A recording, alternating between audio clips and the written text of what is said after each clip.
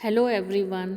आज हम alkyl halides के अंतर्गत SN2 अभिक्रिया के पक्ष के प्रमाण देखेंगे। सर्वप्रथम तो SN2 क्रिया विधि के पक्ष में फर्स्ट प्रमाण है काइनेटिक एविडेंस या गतिज प्रमाण। जब इन अभिक्रियाओं को हम काइनेटिक स्टडी की जाती है तो हम देखते हैं कि इसका गतिज समीकरण निम्न प्रकार होता है। तो वेग किसकी सांद्रता पर डिपेंड करता है? एल्किल हैलाइड और न्यूक्लियोफाइल। इस कारण से हम क्या कह सकते हैं? दो अणुओं की सांद्रता पर निर्भर कर रहा है, इसलिए SN2 अभिक्रिया होगी। सेकंड एविडेंस है त्रिविम रासायनिक प्रमाण, स्टीरियोकेमिकल एविडेंस। तो SN2 क्रिया विधि में वेग निर्धारण पद में एक ऐसी ट्रांजिशन स्टेट बनती है, संक्रमण अवस्था में इलेक्ट्रॉन न्यून कार्बन परमाणु पर नाभिक स्नेही का आक्रमण कैसे होगा? पीछे की तरफ से। उससे फलतः उत्पाद बनने में अणु का विन्यास इस प्रकार पलट जाता है जिस प्रकार से तेज हवा या तूफान में छाता पलट जाता है। अतः यदि एक असममित हैलाइड की अभिक्रिया करवाई जाए तो प्रति या इन्वर्टेड अथवा विपरीत विन्यास वाला प्रतिस्थापन उत्पाद मिलता है। इसे हम क्या बोलते हैं? वाल्डन प्रतिपन्न या वाल्डन इन्वर्जन। जैसे हम यहाँ देखें, ये डी वाला क्रियाकारक है, इसमें न्यूक्लियोफाइल अटैक करेगा पीछे की तरफ से, तो निम्न ट्रांजिशन स्टेट बनती है और फिर उत्पाद कौन सा बनेगा? डी से एल। अर्थात किसी अभिक्रिया में वाल्डन प्रतिपन्न का होना उसके द्विअणु SN2 अभिक्रिया होने का प्रमाण है। इन अभिक्रिया में चूंकि मुक्त कार्बोकेटायन नहीं बनता, अतः उत्पाद बनने में कार्बन परमाणु का ढांचा पुनर्व्यवस्थित भी नहीं होता। अब हम देखेंगे SN1 व SN2 अभिक्रिया के वेग को प्रभावित करने वाले कारक। फर्स्ट है क्रियाकारक की संरचना। तो SN1 तथा SN2 अभिक्रिया की क्रियाविधि में भी हमने देखा था कि जिस क्रियाकारक से स्थायी कार्बोकेटायन बनता है वह SN1 अभिक्रिया संपन्न करता है। कार्बोकेटायन का जितना अधिक स्थायित्व होगा उस क्रियाकारक की उतना ही अधिक क्रियाशीलता होगी। इसी प्रकार जो क्रियाकारक स्थायी संक्रमण अवस्था बनाता है वह SN2 अभिक्रिया संपन्न करता है। संक्रमण अवस्था जितनी अधिक स्थायी होगी उस पदार्थ की उतनी अधिक क्रियाशीलता होगी। अतः हैलाइड की एक श्रेणी में SN1 क्रियाशीलता का क्रम क्या है? सबसे अधिक क्रियाशीलता किसकी होगी? टर्सरी एल्किल हैलाइड की, उससे कम सेकेंडरी, उससे कम प्राइमरी और सबसे कम मैथिल क्लोराइड की। जबकि इसी श्रेणी की SN2 क्रियाशीलता का क्रम इसके विपरीत होता है। वहाँ सबसे अधिक क्रियाशील कौन सा होता है? मैथिल क्लोराइड, उससे क्रम प्राइमरी, फिर सेकेंडरी और सबसे कम क्रियाशील कौन सा होता है? टर्सरी। सेकंड है जाने वाले समूह या हैलाइड आयन की प्रकृति। तो लिविंग ग्रुप अर्थात SN1 व SN2 दोनों प्रकार की अभिक्रियाओं में समान रूप से प्रभाव पड़ता है लिविंग ग्रुप का, क्योंकि दोनों ही अभिक्रियाओं में CX बंध टूटता है। क्लोराइड से आयोडाइड तक जाने में आयनिक त्रिज्या का मान बढ़ता जाता है, जिससे CX बंध की सामर्थ्य क्या होती है? घटती जाती है। CX बंध जितना अधिक दुर्बल होगा वह आसानी से टूट जाएगा, फलतः वह पदार्थ भी उतना ही अधिक क्रियाशील होगा। अतः समान एल्किल हैलाइड या समान एल्किल समूह वाले हैलाइडों की क्रियाशीलता का क्रम निम्न प्रकार होता है। सबसे अधिक क्रियाशील होता है मैथिल आयोडाइड, उससे कम एल्किल ब्रोमाइड और उससे कम एल्किल क्लोराइड। थर्ड है नाभिक स्नेही की प्रकृति व सांद्रता। नाभिक स्नेही की प्रकृति व सांद्रता SN1 अभिक्रियाओं को प्रभावित नहीं करती, क्योंकि वेग निर्धारण पद में न्यूक्लियोफाइल का कोई योगदान नहीं होता है। SN2 अभिक्रियाओं का वेग नाभिक स्नेह की प्रकृति व सांद्रता दोनों से प्रभावित होता है, क्योंकि इसके वेग निर्धारण पद में CNU बंध बनने का प्रक्रम होता है। फलतः नाभिक स्नेही की जितनी अधिक सांद्रता होगी अभिक्रिया का वेग भी उतना ही तीव्र हो जाएगा। किसी अभिक्रिया में एक नाभिक स्नेही कार्बन परमाणु को अपना इलेक्ट्रॉन युग्म दान करता है। हम जानते हैं कि एक लुईस क्षार भी प्रोटॉन या लुईस अम्ल को अपना इलेक्ट्रॉन युग्म दान करता है। अतः कोई अभिकर्मक जितना प्रबल क्षारीय होगा वह उतनी ही तीव्र नाभिक स्नेही अभिक्रिया देगा। कुछ सामान्य नाभिक स्नेही अभिकर्मकों की क्रियाशीलता का बढ़ता हुआ क्रम निम्न प्रकार से है। सबसे अधिक नाभिक स्नेही कौन सा है? मैथिल, CH3-, उससे कम है NH2-, फिर उससे कम होगा OR-, उससे कम OH-, उससे कम साइनाइड, फिर एसीटेट आयन, फिर क्लोराइड आयन, फिर ब्रोमाइड आयन और सबसे कम आयोडाइड आयन। फोर्थ है विलाय की प्रकृति या नेचर ऑफ सॉल्वेंट। तो एक SN1 अभिक्रिया के वेग निर्धारण में एल्किल हैलाइड एक ध्रुवीय अणु होता है, जबकि उत्पाद R+ व X आयन होते हैं। यदि विलायक ध्रुवीय हो तो वह इन आयनों का विलायकन करके उसे स्थायीकृत कर देते हैं, जिससे क्रियाकारक की आयनन दर बढ़ जाती है और फलतः अभिक्रिया का वेग भी बढ़ जाता है। उपयुक्त के विपरीत SN2 अभिक्रिया के वेग निर्धारण पद में क्रियाकारकों में एल्किल हैलाइड अणु के अतिरिक्त नाभिक स्नेही ऋणायन भी होता है, जबकि मध्यवर्ती विस्थानीकृत आवेश युक्त संक्रमण अवस्था होती है। अतः यदि विलायक ध्रुवीय होगा तो वह क्रियाकारक आयनों का विलायकन द्वारा स्थायीकरण कर देगा, फलतः उसकी क्रियाशीलता भी क्या हो जाएगी, कम हो जाती है। अतः इससे ये निष्कर्ष निकलता है कि एक ध्रुवीय विलायक SN1 अभिक्रिया का वेग तो बढ़ा देता है, जबकि SN2 अभिक्रिया का वेग को घटा देता है। उपयुक्त के विपरीत एक अध्रुवीय विलायक SN1 अभिक्रिया का वेग कम कर देता है, जबकि SN2 अभिक्रिया के वेग को बढ़ा देता है। अब हम देखेंगे SN1 व SN2 अभिक्रियाओं में अंतर। फर्स्ट है SN1, इनके वेग पर नाभिक स्नेही की सांद्रता का कोई प्रभाव नहीं पड़ता। इनका वेग केवल सबस्ट्रेट की सांद्रता पर ही निर्भर करता है।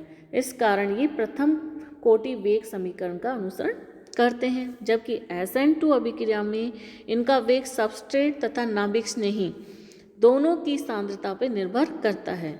इस कारण ये द्वितीय कोटि वेग समीकरण का अनुसरण करती है। SN अभिक्रिया में रेसिमीकरण होता है। इनमें पूर्णतः त्रिविमीय प्रतिवन अर्थात इन्वर्जन होता है। थर्ड है SN1 अभिक्रिया में मुक्त कार्बोकैटायन के कारण पुनर्व्यवस्थित उत्पाद प्राप्त होते हैं, जबकि SN2 में मुक्त कार्बोकैटायन आयन नहीं बनता, अतः पुनर्व्यवस्थित या रीअरेंजमेंट नहीं होता है। SN अभिक्रिया में क्रियाशीलता का क्रम क्या होता है, टर्सरी सबसे अधिक क्रियाशील, उससे कम सेकेंडरी, उससे कम प्राइमरी और सबसे कम मेथिल हैलाइड, जबकि SN2 अभिक्रिया में सबसे अधिक क्रियाशील कौन होता है, मेथिल हैलाइड, उससे कम प्राइमरी, उससे कम सेकेंडरी और उससे कम टर्सरी। फिर हम देखेंगे SN1 अभिक्रिया में वेग ध्रुवीय विलायकों से बढ़ जाता है, जबकि इसमें वेग ध्रुवीय विलायकों से घट जाता है SN2 में। SN1 अभिक्रिया आयनिक अभिक्रिया होने के कारण ये तीव्र गति से संपन्न होती है, जबकि SN2 अभिक्रिया मंद गति से संपन्न होती है। SN1 अभिक्रिया 2 स्टेप में संपन्न होती है, जबकि SN2 अभिक्रिया एक पद में ही संपन्न होती है।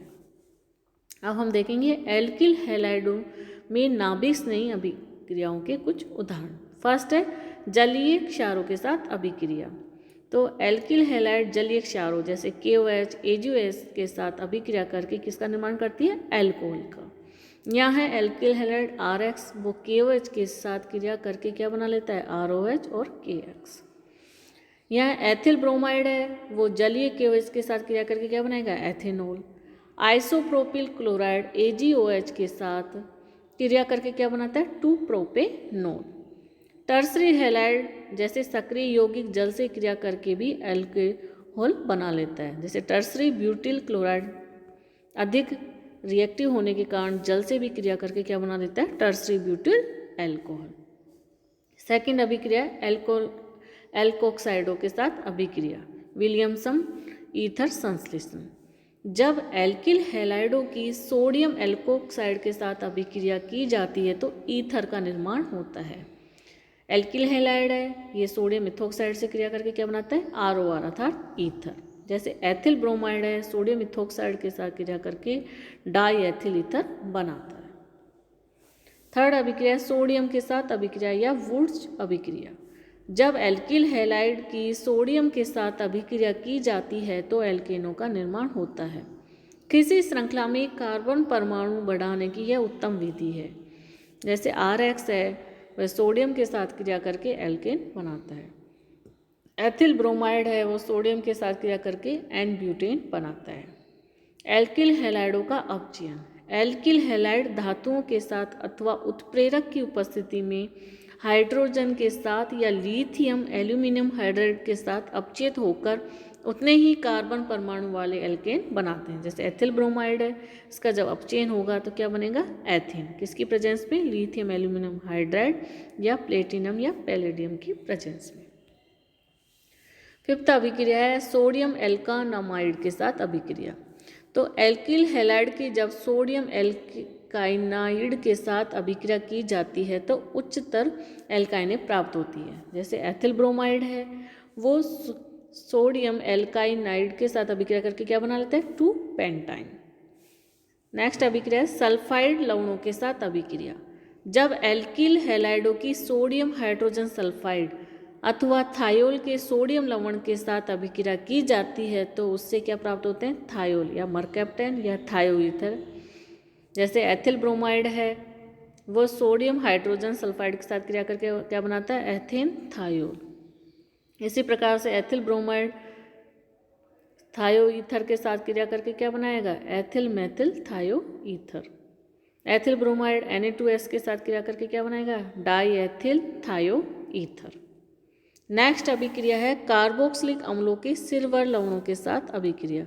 तो जब एल्किल हैलाइडों की कार्बनिक अम्लों के सिल्वर लवण के साथ अभिक्रिया की जाती है तो एस्टर का निर्माण होता है। जैसे एथिल ब्रोमाइड है, ये किससे अभिक्रिया कराएगा, सिल्वर लवण से क्रिया करके एथिल एसीटेट बनाता है। नेक्स्ट अभिक्रिया साइनाइडों के साथ अभिक्रिया। तो एल्किल हैलाइडों की जब सोडियम या पोटेशियम साइनाइड के साथ अभिक्रिया की जाती है तो एल्किल साइनाइड बनते हैं। एथिल ब्रोमाइड है, KCN के साथ क्रिया करके क्या बनाता है, एथिल साइनाइड।